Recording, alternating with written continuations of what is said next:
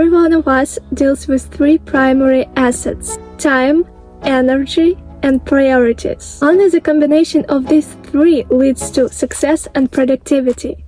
The way to be at your best is to focus your time, leverage your energy, and realize your priorities. This is the main idea of the book At Your Best by Carey Nieuwhof, a best-selling author, speaker, and host of one of the most influential leadership podcasts. 3 productive hours a day equals 1,095 hours over the course of entire year. Just imagine how much you can get done by just investing 3 of your most productive hours each day. Seems doable, right? Let's now explore 3 habits that will make you focus on your priorities rather than other people's ones and save you countless hours each week.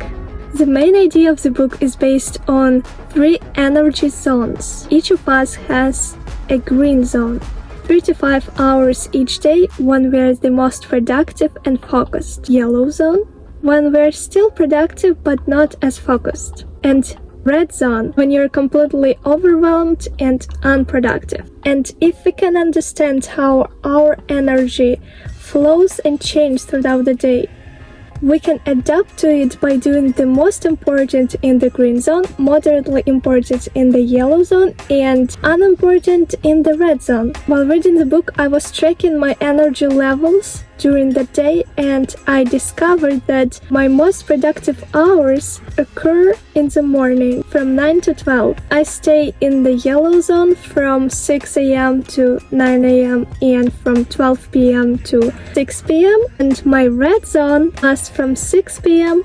till 6 a.m. Now I suggest you doing the same thing with the chart on the screen. Take a screenshot of it and track your energy throughout the day for several days and see where you are the most productive, where you're moderately productive, and where you are completely unproductive. The next thing you're gonna do is to come up with tasks for each zone. The tasks you already do day to day, but maybe not in the right zones. So you need to put them in the right ones. I know it might be hard to control your study or work, but I'm in the same position as most of you. The last year of high school will begin in a matter of days, and my perfect summer routine changed to my perfect school routine. But it doesn't mean I cannot control anything.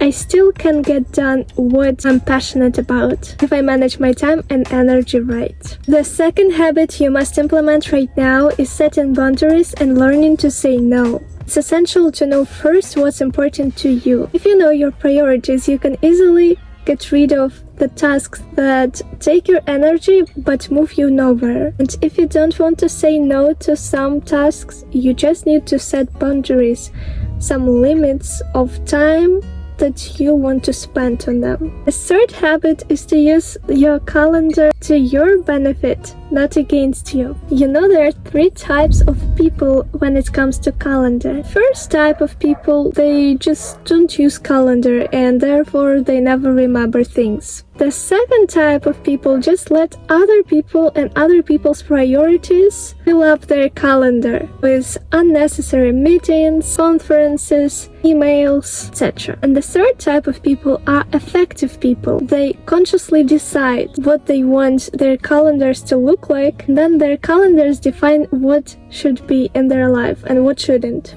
Effective people usually plan their life months ahead. In this way, they remain productive and are able to say no to unnecessary opportunities. Now I will explain to you what's the main difference between all these 3 types of people on the situation that I took from the book. Imagine you're at work and a coworker tells you, "What are you doing next Saturday? We're gonna move some new furniture to our new house." The first and second type of people would answer like this: it seems like Saturday is my day off, while acknowledging that you promised to spend your only day off with family. How would productive people answer this question?